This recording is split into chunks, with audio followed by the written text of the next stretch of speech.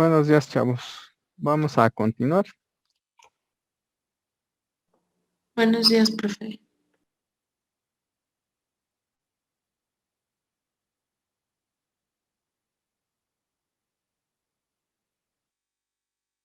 Bueno, revisen por favor la página.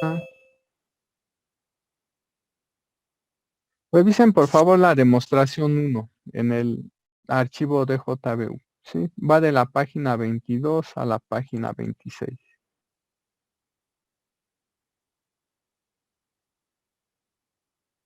La parte que les dije iba a editar, no la he editado y no creo que lo haga por el momento. ¿Sí? Entonces, únicamente voy a mencionar lo relevante, que es de hecho lo que se menciona en este manual. Esto no lo he terminado y no creo que por el momento lo termine de editar, puesto que estoy calificando y voy muy atrasado. Los exámenes de ustedes ya los terminé de calificar, pero me falta calificar la tarea que en su momento les dejé.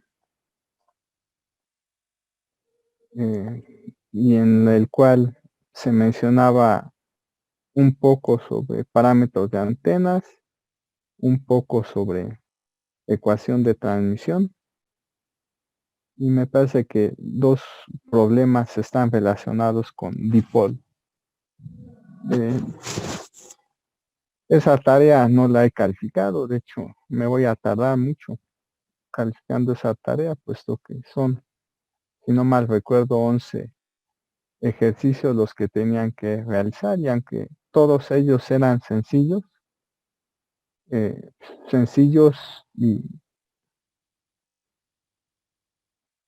y finalmente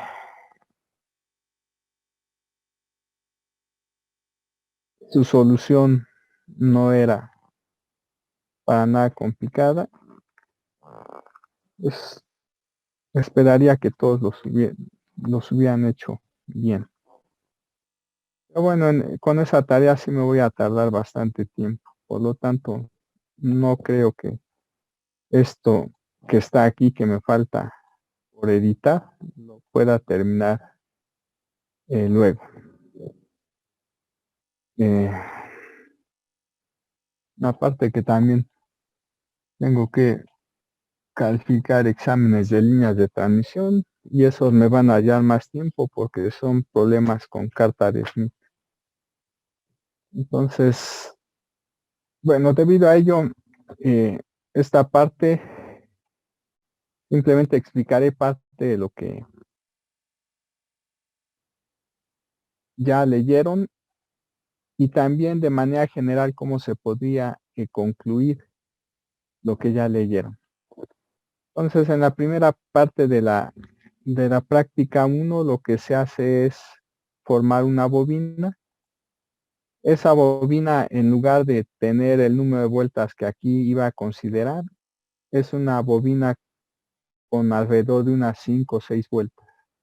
Esa bobina al final se termina conectando a los terminales que se encuentran en el plano de tierra. Entonces,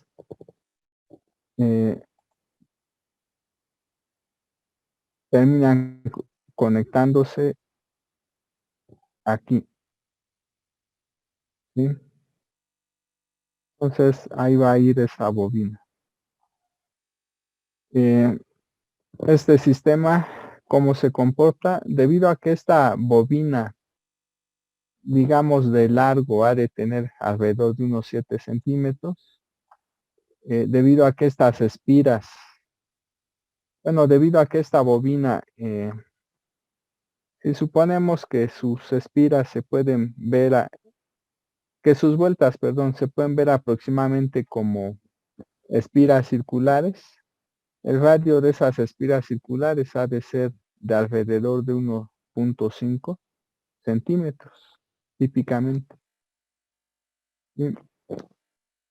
Entonces, este sistema en el que tengo básicamente una distribución de corriente que se encuentra dentro de un cilindro de altura 7 centímetros y de radio 1.5 centímetros, pues a su vez eso lo puedo encerrar por una esfera.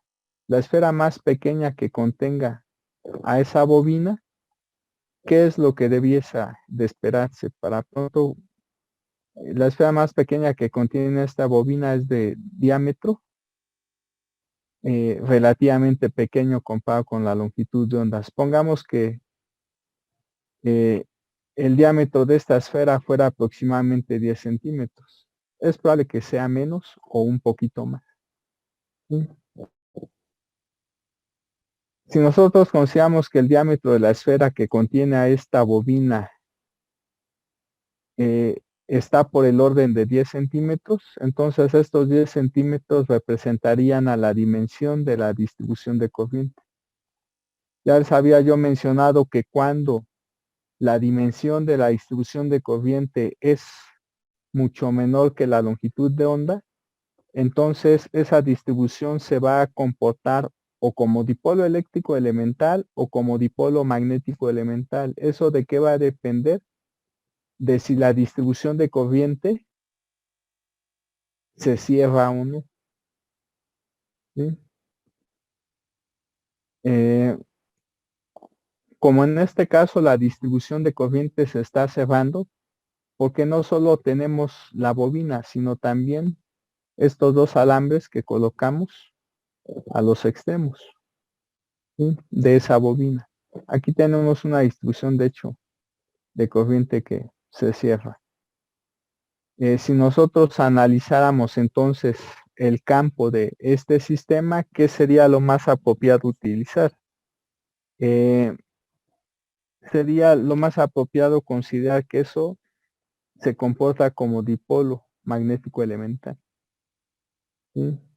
Y particularmente nosotros modelamos la bobina simplemente como conjuntos de espiras circulares, como un conjunto de espiras circulares que se encuentran a una cierta distancia,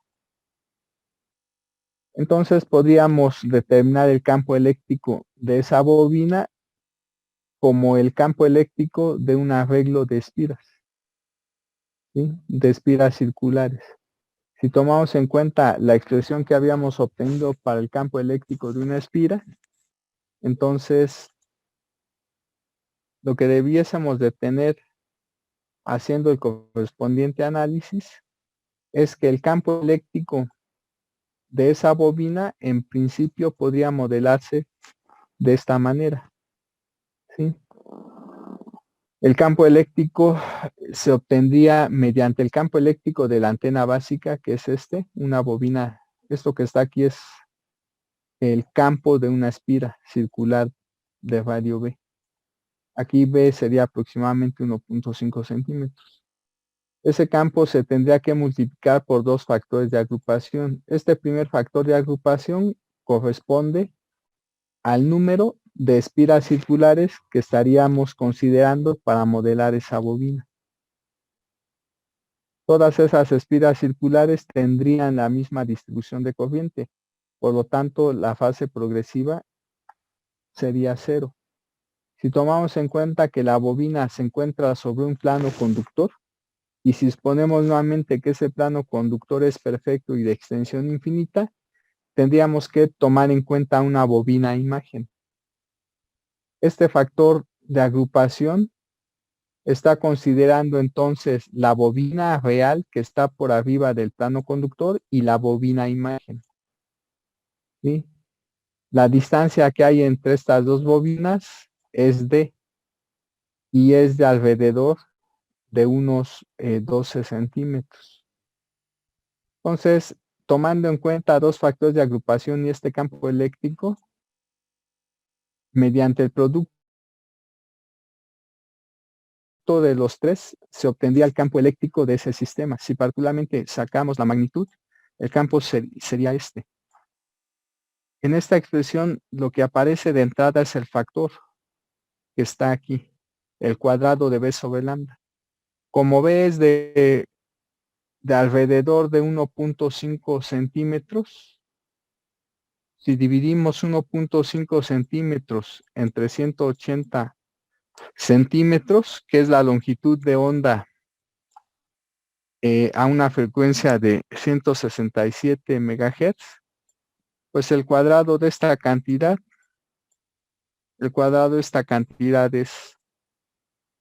es pequeña. ¿Qué debería de esperarse entonces para el campo eléctrico en campo lejano de ese sistema? Que sea pequeño. Eso va a implicar que la densidad de potencia va a ser pequeña y que por lo mismo en campo lejano difícilmente detectáramos radiación que proviene de ese sistema, ¿sí?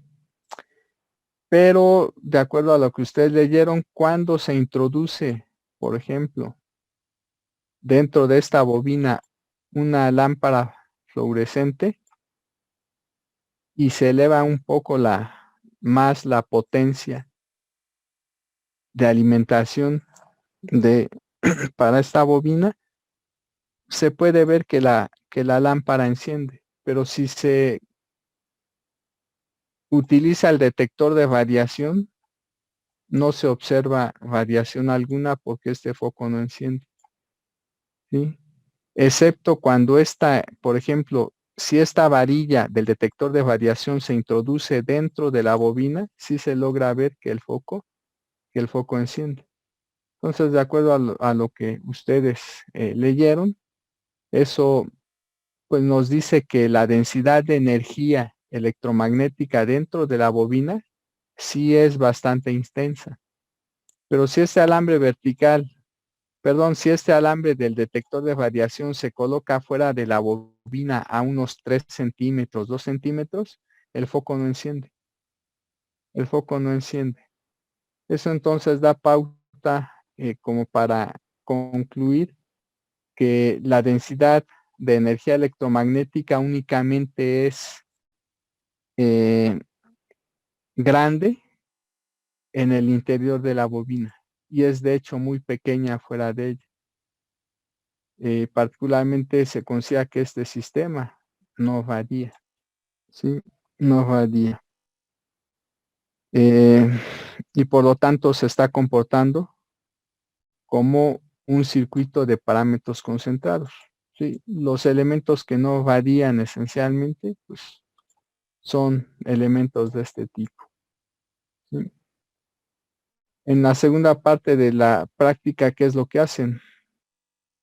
Pues deshacen la bobina y simplemente el alambre, uno de los extremos del alambre lo colocan en una de las terminales del plano de tierra y el alambre lo, lo ponen en posición vertical, ¿sí? Lo más estirado posible. Cuando ya tienen ese alambre estirado, que se conectó a una de las terminales, pues lo que tienen aquí es básicamente un monopolo, ¿sí? Si tomamos en cuenta método de imágenes y tomamos en cuenta entonces la rama imagen, esto que está aquí se comportaría como un dipolo. Pero otra vez hay que considerar que debido a que se encuentra ese plano conductor, este sistema esencialmente radia por arriba del plano, por debajo no, ¿sí? De hecho, cuando se usa el detector de radiación y se coloca a una cierta distancia de este monopolo, se logra ver que el foquito enciende, ¿sí? Esto se está comportando como una antena, ¿sí? Es esto que se puede denominar circuito extendido, pues de hecho se está comportando como una antena. Se supone que eso es lo más relevante de esta práctica, de acuerdo a lo que leyeron. Si no mal recuerdo, les había sugerido que leyeran cuando vi Monopolo, les había perdón, cuando vi dipolo magnético elemental y dipolo eléctrico elemental, les sugerí que leyeran una sección del Cardama. Entonces, voy a ver si la encuentro aquí. En esta sección del Cardama se hace un estudio general del monopolo magnético elemental, mediante el cual se obtiene la misma conclusión que ya habíamos hecho considerando una espira de radio muy pequeño. ¿Eso dónde está? Dipolo magnético elemental, página 127.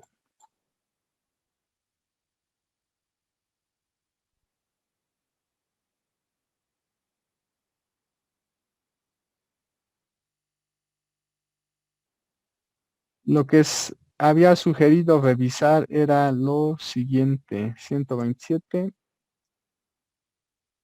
Lo que sugerí revisar era lo siguiente. Esto es para un dipolo elemental, pero seguramente es dipolo eléctrico.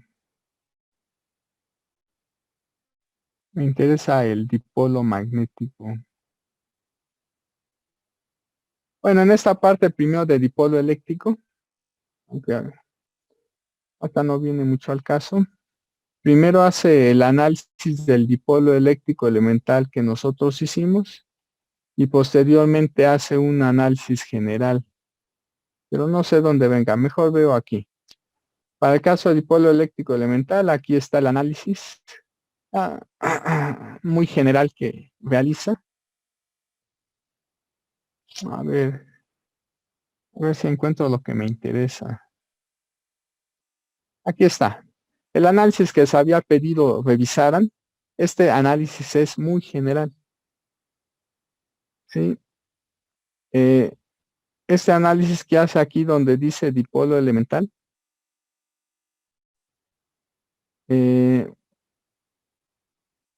permite concluir que el vector de variación de un dipolo eléctrico elemental, independientemente de la forma que tenga, va a tener esta forma. Va a tener esta forma. ¿Sí? Y en el caso de un dipolo magnético elemental, ¿sí? El vector de variación del análisis que aquí hace, el vector de variación al final va a tener esta forma, donde m va a corresponder a esta integral. M es el momento dipolar magnético que ustedes se supone trabajaron en el curso de campos y ondas electromagnéticas cuando vieron el tema de campo magnético de distribuciones de corriente. Entonces ahí se toca el tema de dipolo magnético y por lo tanto de momento dipolar magnético. De hecho, ustedes vieron que cuando se tiene una espira en la que se tiene una distribución de corriente constante, el momento dipolar magnético al final, si esta espira es plana, es el producto de la corriente que circula en la espira por el área encerrada por la espira. Esto es el momento dipolar en magnitud. La dirección va a ser perpendicular a la superficie encerrada por la espira y toma en cuenta una regla de la mano derecha. ¿Sí? Bueno, esta expresión, ¿por qué es importante? Porque cuando la espira es de dimensiones pequeñas, esta integral de superficie, como es una integral que se realiza sobre la superficie encerrada por la espira, si esta espira es de dimensión pequeña, lo que debe de esperarse es que este momento dipolar también sea de dimensiones pequeñas. ¿Sí? Entonces, ¿Esto para qué sirve? Una vez que se toma en cuenta esta expresión para el momento dipolar, se pueden obtener expresiones generales para el campo eléctrico, el campo magnético y la densidad de potencia de ese dipolo. ¿Sí? Lo único que se tendría que hacer es modificar las expresiones que nosotros ya habíamos obtenido, identificar cuál es el momento dipolar, por ejemplo, de una espira. Cuando se tiene una espira circular, el momento dipolar magnético, de hecho, es el producto de la corriente I sub 0 por pi por el radio al cuadrado de la espira. Si en las fórmulas donde nosotros, si las fórmulas que obtuvimos para una espira circular elemental, si en ellas identificamos el producto de I sub 0 por pi por b cuadrada y al final lo sustituimos por esta m minúscula y consideramos ya que esta m minúscula no sería lo que está aquí, sino esta expresión, entonces con ello obtendríamos las expresiones correspondientes para campo eléctrico, campo magnético y densidad de potencia de un dipolo magnético elemental de forma arbitraria. Si al final se trabajara con esas expresiones, se podría concluir, de hecho, que la resistencia de variación de ese sistema va a seguir siendo una cantidad pequeña, tomando en cuenta que las dimensiones de este vector M son pequeñas. Pero esa resistencia de variación al final quedaría expresada en términos de esta integral. ¿Sí? Quedaría expresada en términos de esta integral. Pero para pronto, las conclusiones que nosotros hicimos para dipolo magnético elemental en cuanto a su resistencia a variación, se obtendrían para este caso general. Sí, la resistencia a variación de un dipolo magnético elemental de forma arbitraria va a seguir siendo pequeña. Entonces, con ello también se podría inferir que esta bobina que se está analizando en la primera parte de la práctica 1, esencialmente no va a variar. ¿Sí? Porque las dimensiones que posee son pequeñas comparadas con la longitud de onda. Bueno, lo más apropiado aquí sería utilizar un simulador, pero llevaría tiempo construir esta estructura, la estructura de una bobina para realizar el correspondiente análisis. Bueno, ya la clase pasada habíamos visto en qué consistía esta práctica 2, simplemente voy a otra vez hablar de lo relevante. Lo que vimos es que este sistema en el cual estos dos alambres van conectados a los terminales del plano de tierra, este sistema se comporta esencialmente como línea de transmisión. En la segunda parte de la práctica se tiene ahora este sistema y la conclusión fue la misma. Este sistema se sigue comportando como línea de transmisión. Sí, les recuerdo que los elementos que van abajo son los elementos imagen de los que están arriba. Y esos elementos imagen se agregan cuando se sustituye el plano conductor por estos de aquí. En la tercera parte de esa práctica, sí terminamos de revisar esta práctica, ¿verdad? Yo supongo que sí. Debido a que no vi con ustedes la primera parte, que es la que estoy mencionando ahorita. En la tercera parte de esta práctica 2 vimos que debido a que estos dos alambres verticales se comportan como línea de transmisión, lo que tenemos aquí es un dipolo que se encuentra sobre un plano de tierra. Cuando el plano conductor se sustituye por la antena correspondiente imagen, esto que está aquí, se podía modelar como un arreglo de dos polos. Realicé una simulación en la que cuando cambiaba esta distancia H1, en la medida en que H1 se iba haciendo más pequeña, la potencia radiada por ese sistema disminuía. ¿Sí? La práctica que se realiza es para H1 fija. Y de hecho, en la práctica, H1 tiene un valor aproximado de unos 45 centímetros.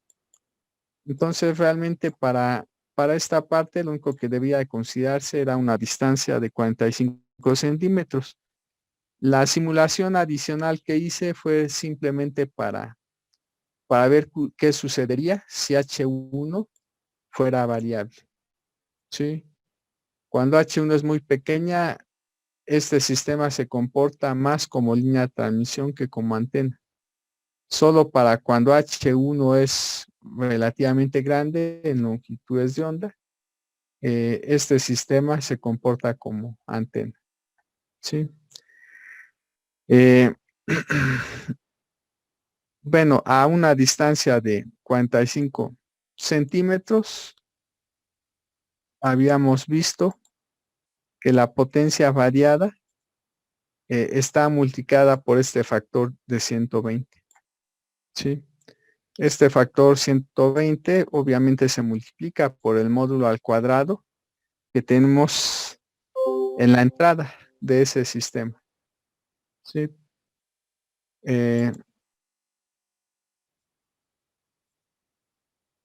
Bueno, no sé si haya visto la parte 3 ya de esa práctica. Caray, ya lo cerré. En la práctica 3 no agregué gran cosa. Como no recuerdo si leyeron la práctica 3, hay que hacerlo, por favor. Hay que ver la demostración número 3. Esa demostración número 3 empieza aquí en la página 30 y termina en la 33. Hay que leerlo, por favor. Bueno, entonces aquí no puse mucho. Pero lo que acaban de leer, cuando se realiza esa práctica 3, en la que tenemos en realidad este sistema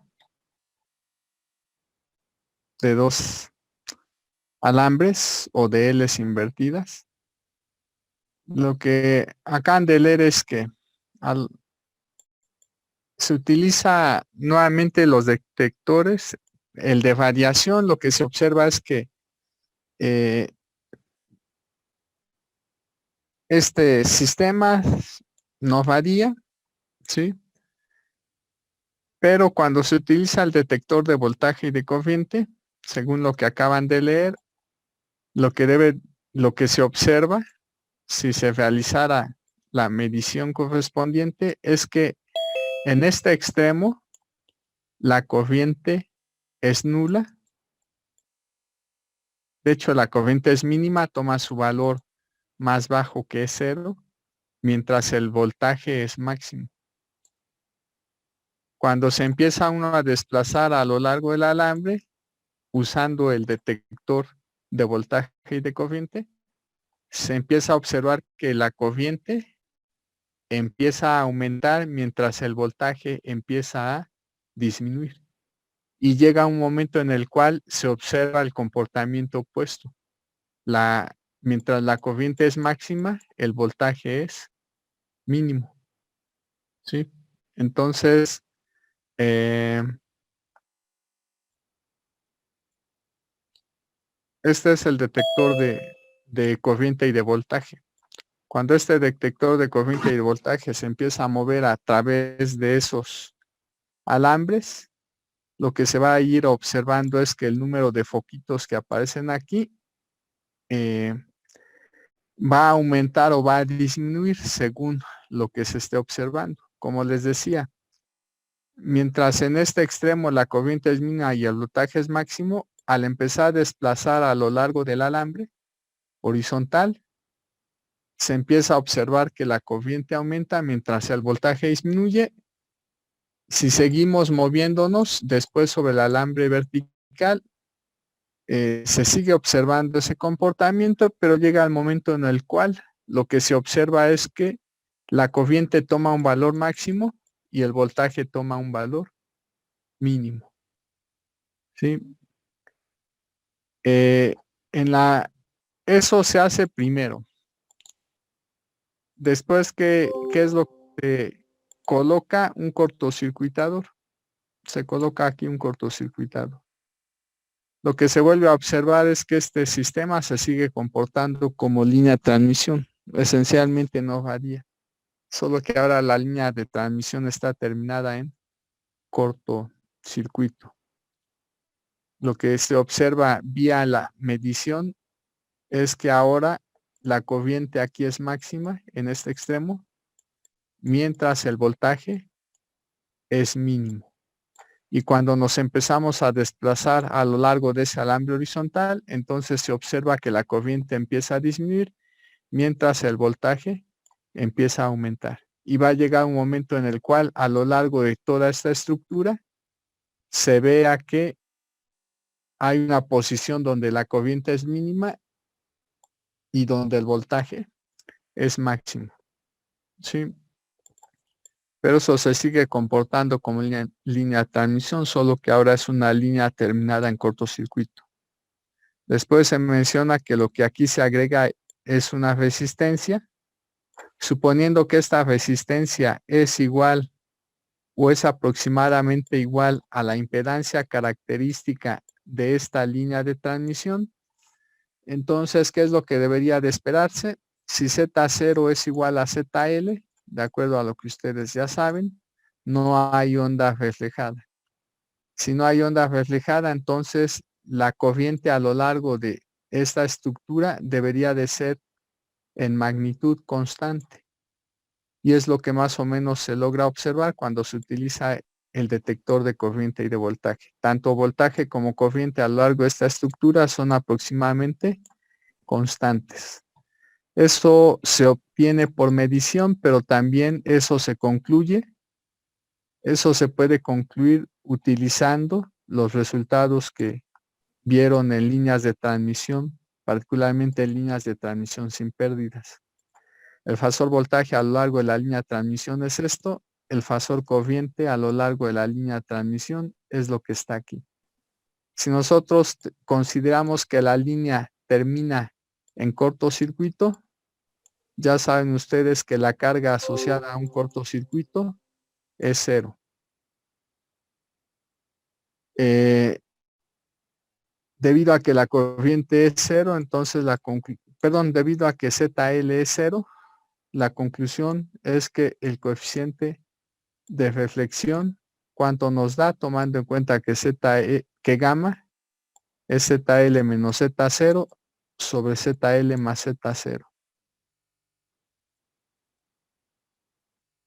Bueno, ya saben que esto da -1.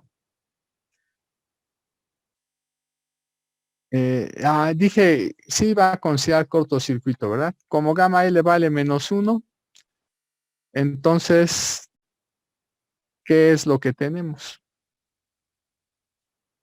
Tomando en cuenta que gamma L vale -1. Si sustituimos aquí el -1, si sustituimos aquí el -1, ¿esto qué nos va a dar? Esto va a ser proporcional a un seno de beta z.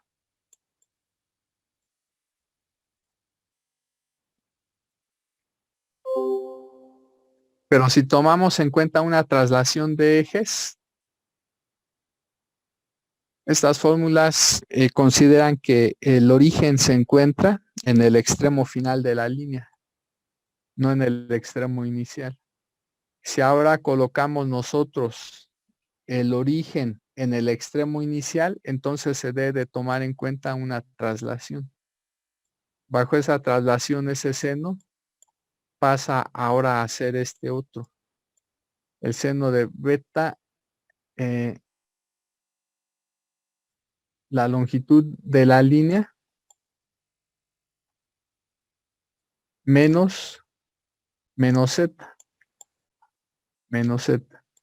Ahorita estaría considerando que z siempre toma valores positivos. Entonces, esto que está aquí sería la forma que debe de tener la distribución de corriente. Sí, la distribución, perdón, de voltaje, considerando la traslación. Igual, como aquí gamma L vale -1, con este menos da un más, esta corriente sería proporcional a un coseno de beta z. Considerando la traslación ya mencionada, eso pasaría a ser un coseno. ¿Un coseno de qué? De beta L menos Z. Con cualquiera de estas expresiones se puede concluir lo mismo. De hecho, no voy a tomar en cuenta ahorita la traslación. ¿Qué se puede concluir? Obviamente, cuando Z vale 0, esto da 0. ¿Sí? Y este coseno da 1. ¿Eso qué nos está diciendo? Que en la carga, cuando tenemos un corto, en la carga el voltaje es nulo, mientras la corriente es máxima. ¿Sí? ¿Qué deberíamos de observar cuando nosotros nos desplazamos a lo largo del alambre? Pues que este seno va a empezar a aumentar en magnitud, mientras este coseno empieza a disminuir. O sea, eso es lo que se observa vía experimental y es lo que predice el modelo teórico de acuerdo a lo que ustedes vieron en líneas de transmisión. Igualmente, cuando ahora se considera que la línea termina en circuito abierto, ya saben ustedes que cuando la línea termina en circuito abierto, esta ZL es infinita. Debido a que esta ZL es infinita, el coeficiente de reflexión en la carga ahora vale +1. Debido a que vale ahora +1, entonces, al sustituir aquí, se intercambian los papeles. El voltaje a lo largo de la línea ahora va a ser proporcional a un coseno, mientras la corriente va a ser ahora proporcional a un seno. Cuando consideran Z igual con 0, pues lo que obtienen ahora es que la corriente en la carga es nula, mientras el voltaje es máximo. Si empezamos a movernos a lo largo de la línea, este coseno empieza a disminuir, mientras este seno empieza a aumentar. O sea, a partir de estas expresiones se concluye lo que se observa experimentalmente. ¿Sí? Último caso, cuando ustedes consideran que la línea termina en una resistencia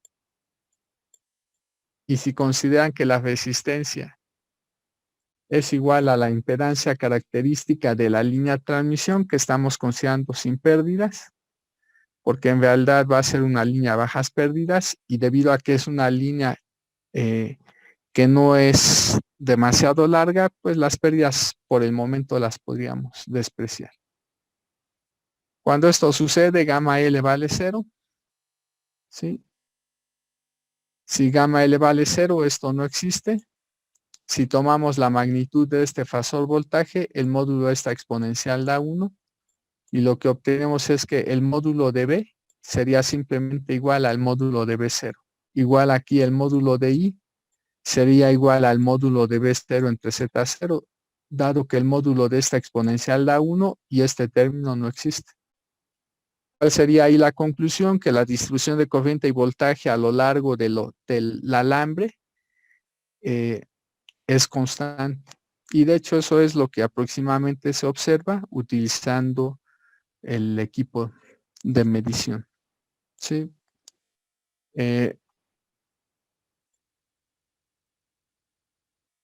Bueno, en los tres casos ese sistema se comporta como línea, pero la distribución de corriente y de voltaje a lo largo de los alambres cambia según la línea termina en cortocircuito, en circuito abierto o en una carga igual a la impedancia característica de la línea. Bueno, chavos, si no hay más preguntas, entonces nos vemos. Muy bien, profesor. Buen día, gracias. Buen día. Gracias.